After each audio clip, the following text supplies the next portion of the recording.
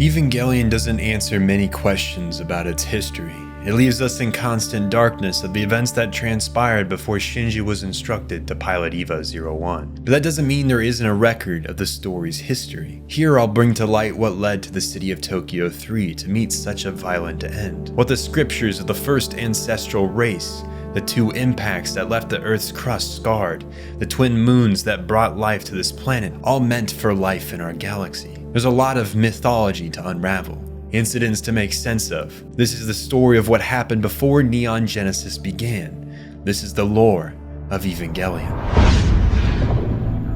In the beginning, in a time with no specified years, there was life on another world, the first ancestral race, the true creators of humanity as we know it. This race of living organisms populated some world within our galaxy, but as does every great civilization, there came a time of its eventual collapse. Faced with certain extinction of their kind, the first ancestral race's 7 surviving beings mounted 7 carrier vessels, which we would come to know as moons, carrying seeds of life. Each of the 7 seeds was unique in genetic material, representing the 7 surviving ancestors that used their bodies and souls as data for these carriers of life. Their intent was to send these moons containing their essence to planets across the Milky Way so that life would not die out and their legacy would live on in the bodies of their descendants. Each seed was dramatically different from the others, each with specific attributes that would assist in new life prospering. But there was the worry that no 2 seeds could coexist on the same world. The ancestral race had advanced over millennia, become something close to perfect, beings that could thrive as simply souls or in physical forms.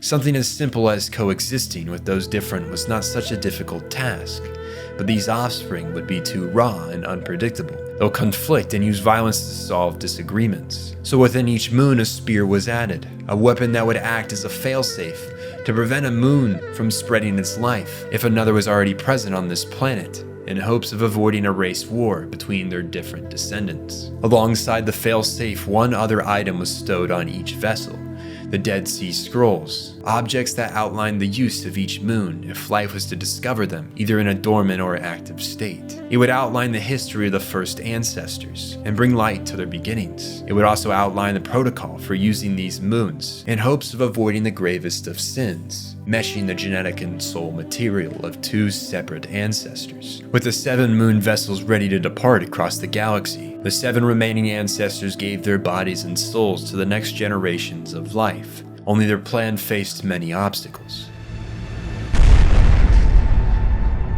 The fate of 5 of the moons is of no interest to us, but there was one that made it to the planet known as Earth, one dubbed, due to its color, the White Moon. The White Moon safely nestled itself into modern-day Antarctica, Earth still devoid of any sign of life. Per its protocol, the first ancestor we come to know as Adam spread a form of life across the planet, though it wasn't human as you may have thought. A life form known as angels spread across the Earth. Their seeds of life contain an attribute coined as the fruit of life, a fruit gifting these organisms with unlimited energy and immense physical strength. These angels were diverse in form, some large, others small. Many were constructed of physical matter, while others were like great balls of energy. The angels thrived on this planet, bringing to Earth its first form of life, but the success of Adam's reproduction of the galaxy was short-lived. The day of the first impact marked the end of the repopulation of the White Moon. Another of the 7 moons had stumbled upon Earth, crashing into its crust in what is modern-day Hakone, Japan. The Black Moon of the ancestral Lilith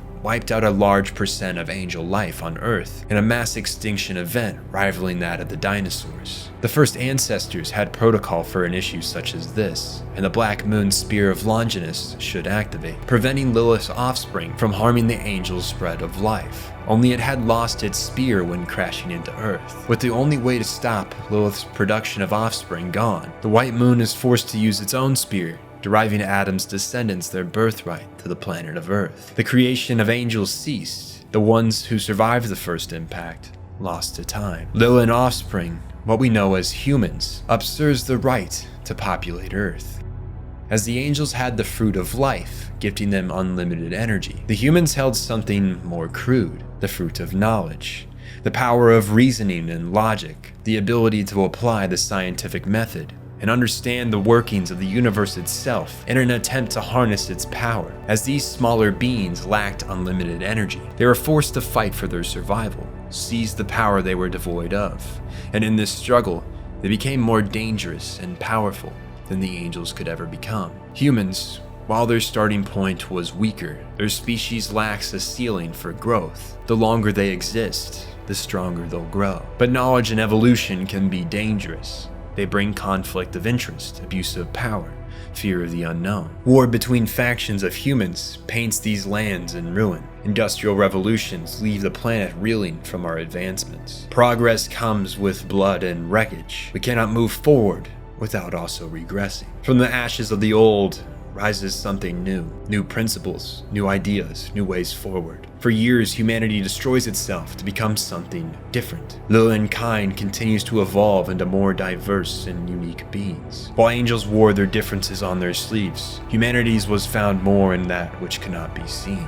Through cultures, beliefs, values, and communities, humanity itself seemed more diverse than angels ever were. While from one human to the next not much seemed to change in appearance, the internal differences caused discord between some and bonds with others. Humanity's continued advancements were headed by the idea of science, of the understanding of the world and the laws of our reality. Schools of thought were created to understand everything from why we were created to why feather and bowling balls fall at the same speed when emitting the idea of gravity. Humanity searched for answers and would sometimes find them. And as time went on, these ideas may transform or be completely replaced with better ones as the species became smarter. Their quest to discover the raison d'etre reached its peak through the discovery of the white moon still nestled within Antarctica. The vessel remained dormant, holding within the body and soul of Adam himself.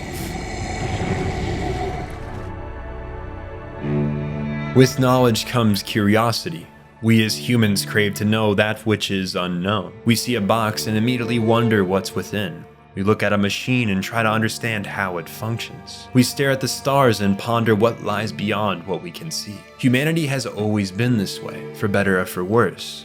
Though this time, it's not as easy to see things in shades of gray. September 10th, 2000.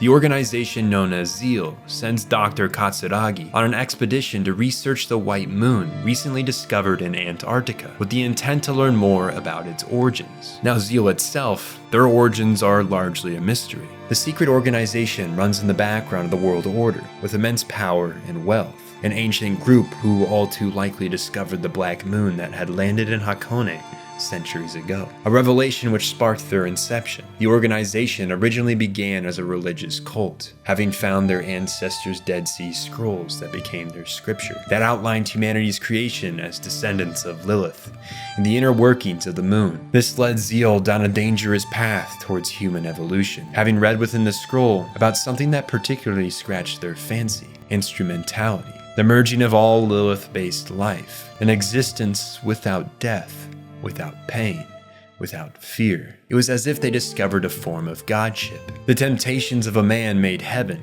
became their life purpose. To bring about this world they sought, a grave sin must be committed. Zeal must unite two forms of ancestral life, a being both angel and human, to create a godlike being capable of ushering in heaven on earth by uniting all human life within a single existence. A being that rivals God in power, that is, if there is even one out there, watching as humanity creates hell on earth in pursuit of heaven. To research how to possibly bring such a being to fruition, Zeal sought after the scientific discovery outlined in the texts of the ancient world. With simple deductions, they had hypothesized the existence of another moon on their planet, backed by seismic activity that had occurred in ancient times in Antarctica, which is when Katsuragi's research team enters into the picture. At the sight of the white moon, the doctor discovered a dormant atom within the structure. Katsuragi hypothesized that this entity could be awakened by pulling the spear from its vessel, believing it to be a failsafe that halted his actions, and following the removal, it would make contact with the being. It was a risky play, but the only way to advance their knowledge of Adam. Zeal knew the risk of what would become coined as the first contact experiment between Lilith life and Adam, but they withheld this information from Katsuragi. His team's death was a vital stepping stone in their plan to unite Adam and Lilith life. However, one researcher, Gendo Ikari, came to the conclusion on his own that the experiment would lead to destruction, rivaling the first impact. The man leaves the expedition only a day before the planned contact, which would leave the world in a state of desolation. He informed his former college professor, Kozu Fuyutsugi, that he too may want to leave Antarctica within the next 48 hours. September 13th, 2000, 2 days after the beginning of Katsuragi's expedition. His team and him performed the first contact experiment with Adam, setting off a cataclysmic event, damning their lives. Energy levels spike to heights unheard of. This being becomes a time bomb with a blast radius larger than anything man-made. The team tries to reattach the spear and nullify the potential for blast, but this only prevents Adam from becoming a larger bomb. They did what they could to mitigate the damage to be caused, shrinking the blast size to that of Antarctica. But there isn't any hope for their own salvation. Dr. Katsuragi does what he can to save his own daughter, Misato, from perishing, stowing her in the only escape pod available, sending her just outside the blast radius in time. The girl becomes the only human to survive what becomes known as the second impact, though the trauma of losing her father would leave her afraid of emotional attachment way into her adult life.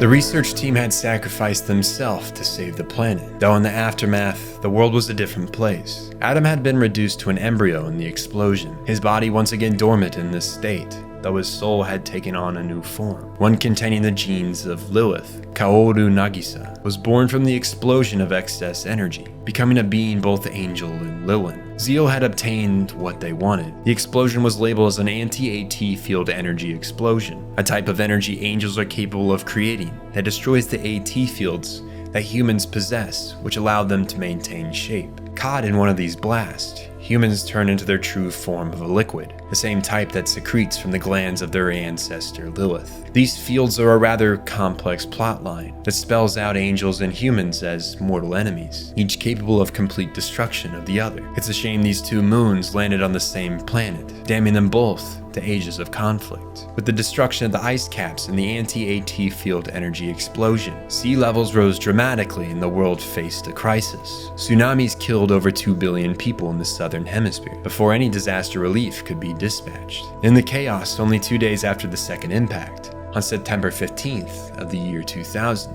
war broke out worldwide. Refugees warred with countries, particularly bad in India and Pakistan, nearest to the countries now wiped off the map, completely submerged in the rising waters. The two rival powers became the first nations to have a nuclear exchange. Fallout ensued as more countries fell into inner and global conflict, warheads killing millions. Tokyo was one of the cities lost to these bombings, marking the third time Japan faced the horrors of nuclear fallout. 500,000 Japanese died on September 20th alone with the destruction of Tokyo. For 6 months, this fighting continued until February 14th, 2001, when the Valentine ceasefire ended this bloodshed. 4 billion lives, over half the population, were lost to this war, and with the collapse of most nation-states, the United Nations became a greater global power. Countries like the United States, Germany, Japan, and China continued to hold some individuality, but most of their military still fell under the control of the UN. In the shadows of this rising power, zeal lurked within, pulling the strings of the organization. They continued to perpetuate their goal by founding the research division Gaiden, whose job on the surface was to prevent a third impact, but in actuality was a way of controlling the furtherment of atom-based research to incite such an event like the third impact, that to them would usher in the new world of human instrumentality. Such a goal was only shared with the highest-ranking scientist, Gendo Ikari, and his wife Yui. Yui saw this future as a world where her son would not have to grow up experiencing the pain and suffering of everyday life. The nuclear war they had just experienced the past year was traumatizing enough for something like instrumentality to seem like a logical solution. Yui saw instrumentality as something humanity could use temporarily, uniting all humans in a collective consciousness, so that they could come to understand one another through what is practically forced empathy. All of people becoming one with you, leading you to understand all walks of life. She believed they could then end instrumentality and go back to regular day life, though with a newfound understanding of each other, and in some sense, achieving peace. But this would be ignoring the desires of zeal, who want instrumentality to be the new normality of humanity. There's a strong conflict of interest here, but one that neither side will act on until the time comes. They both need each other to reach their dreams for the future. In this new era of peace, Japan would rebuild, Seeing the ruins of Tokyo as a lost cause, the settlement known as Tokyo 2 was created and completed by the year of 2003. Oddly enough, following the creation of this second Tokyo, construction of Tokyo 3 almost immediately began in Hakone, atop the remnants of the Black Moon. However, this city was far more defense-oriented than the latter. It was said Tokyo 3 would become the country's next capital. Though this honor never befell on the city, it instead became the future headquarters for Zeal's experiments and fortress to defend their ancestor's body. The Shadow Organization learned from the scrolls that contact between two ancestral species would spell the end of one and the rise to godhood of the other. In fear of the death of their species and to prevent the humans from merging the two life forms, the angels would invade humanity's settlement of Tokyo 3 to retrieve the body of Lilith, or in some cases, the embryo of Adam that has fallen into Zeal's hands. Both were located beneath the future city. Humanity and angels became locked in a race war to prevent their own destruction, and their preparation window is all too small. By 2015, the surviving angels from the first impact would reawaken, following the actions of Katsuragi's team in Antarctica. With a little over a decade before the promised day, the race to achieve instrumentality begins. In Shinji's attempts to cope with the loss of his parents, he turned to the maternal flavor of GamerSupps titty milk. Yes, that's a real flavor, and this is a real integration. Sensei has partnered with GamerSupps. I've been drinking various caffeinated products the entire time I've been creating on this channel, and out of all the ones I've tried, GamerSupps definitely sets itself apart from the others with their fearlessness to make the most unique and out there products. This is Anime Girl Thigh. Anime thighs are zesty. From goof juice to mango meta, with over 50 flavors, there's something for everyone's taste. So if you've been wanting to try it, now is the perfect time. To celebrate the beginnings of our partnership, for the next 48 hours, GamerSupps is offering free samples at no cost to you. Completely free. But if you've missed that window, don't worry. You can still get 10% off your entire order with code SOCKSENSEI whenever you check out. So don't waste any time. Click the link in the description and go explore the products yourself after this video. Let's get back on track. To safeguard both the embryo of Adam they had seized along with Lilith's body still nestled in the remains of the Black Moon, Zeal ordered Gaiden to slowly move into what is known as the Geo Front, a massive underground fortress constructed in the crater of the first impact just below Tokyo 3. Gaiden's move though was postponed as they continued their experiments in the various research facilities across the world. In 2004, the first of two revolutionary advancements in Japan took place. Project E, the development of Evangelion mechas created from the genetics of Adam, began. These Adam-based beings would be used to fight against his descendants. And just as was done in Antarctica with his pure form, a contact experiment between this new Adam-like body and a human was scheduled. The experiment was to be headed by Gendo Ikari and his wife, Yui. They knew the risk going into this scenario, yet regardless, Yui pressed that she would be the one to do it. This was a necessary risk to pursue a world without pain, without suffering for her child. As she entered the chamber with the mecha, Yui would never walk back out the door. The woman would disappear, leaving her husband unable to process this loss, and her son Shinji, both motherless and fatherless. Grief sent Gendo on a downward spiral. Just looking at his son was too much of a reminder of what he lost. He couldn't process it, and so he took out his frustrations on Shinji, eventually abandoning the boy entirely, being engrossed in his research. Gendo would spend the remaining time before the angels' attack, attempting to reclaim what he lost. Using genetic samples of his wife, the man would try to recreate her, resulting in the creation of clones he would come to call Rei. These clones, however, could not serve as a stand-in for his wife. They lacked souls, incapable of most emotion. Man could not create man. Gendo continues to try and play God, and each time he loses more of what made him human to begin with. He had failed to recapture the life of his wife, and part of the problem is a result of an anomaly. Yui's soul was trapped within the Project E unit. Unbeknownst to him, Unit 01 had been an empty vessel lacking a soul, and it had claimed the first one to touch it.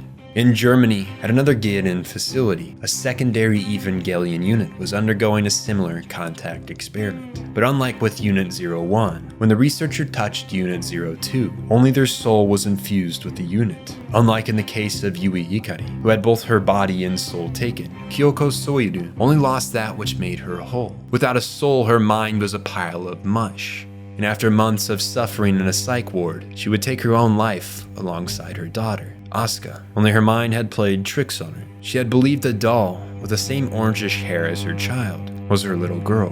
Asuka at the time was no older than 4 years old, and would be the one to discover her hanging from the rafters. The doll that looked all too like her, hanging beside her. Her mother's feet dangled at eye level.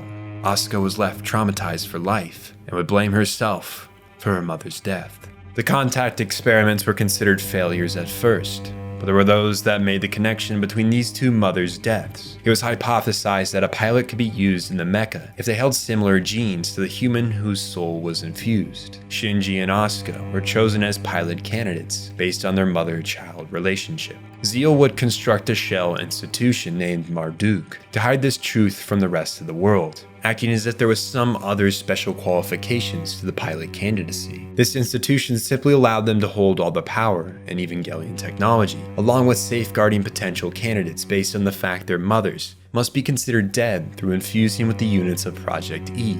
Each child chosen for these roles are numbered. Rei is considered the first and acts as their test subject. Asuka is deemed the second. And finally Shinji is named the third child. Due to the straining relationship with his father, Gendo held off on recruiting his son to the program, and for now, the boy is left alone mourning the loss of his mother. In 2010, Gaiden's production of a revolutionary supercomputer, equipped with 3 separate think tank-like brains, the Magi, had finally finished production, giving the research group the most advanced computer network of all time. Magi's completion would mark the merge of Gaiden with the Special Operations Unit NERV, as preparations for the impending Angel assault continued. This merge went uncontested due to the untimely death of Magi's creator, Naoko Akagi, a woman who had taken part in romance with the widowed Gendo. Her death was ruled suicide and had been preceded by the death of the first clone of Rei. The little girl had sparked some sort of jealousy in the scientist after Rei told her she'd never replace Yui in Gendo's heart. She killed the child, then threw herself off a balcony